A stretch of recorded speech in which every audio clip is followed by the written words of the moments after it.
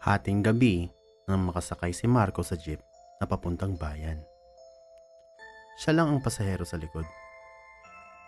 Tahimik ang kalsada at tanging uwog ng makina at ihip ng hangin ang maririnig.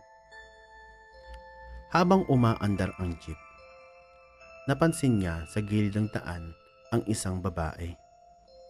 Nakaputing bestida, basang-basa at nakatayo sa ilalim ng poste ng ilaw. Itinaas niya ang kanyang kamay, tila para sumakay. Huminto ang jeep. Sumakay ang babae. Tahimik lang ito, nakayuko at nakaupo sa tapat ni Marco. Gabi na, miss, malayo pa uwi mo? Tanong ni Marco. Pilit na binabasag ang katahimikan. Ngunit hindi sumagot ang babae. Dahan-dahan lang itong tumingin sa kanya. Maputla ang muka at malamig ang tingin. Napatingin si Marco sa kamay ng babae. Namumuti.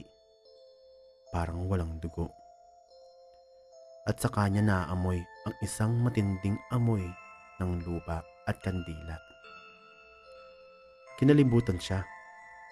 Pinilit niyang huwag pansinin. Minasahe ni Marco ang kanyang ulo. Tila nahihilo ito. Ilang minuto pa, napansin niyang bumabagal ang jeep.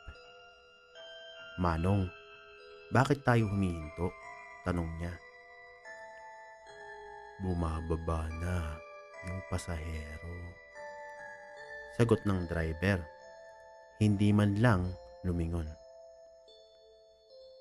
Napakunot noo si Marco. Ha? Hindi ko nakita. Ngunit nang tumingin siya sa tapat niya, wala na nga ang babae. At naiwan sa upuan, isang basang itim na rosaryo. Pagdating nila sa bayan, nagising si Marco na tila hindi napansin na ito'y nakatulog. Bumaba at nagpasalamat si Marco sa driver. Ngunit bago siya tuluyang lumayo, tinawag niya ang driver. Boss, teka lang. Ha? Kanina, saan bumaba yung babae? Hindi ko napansin. Tanong ni Marco. Nagtataka ang driver at sabi, ha? Anong babae?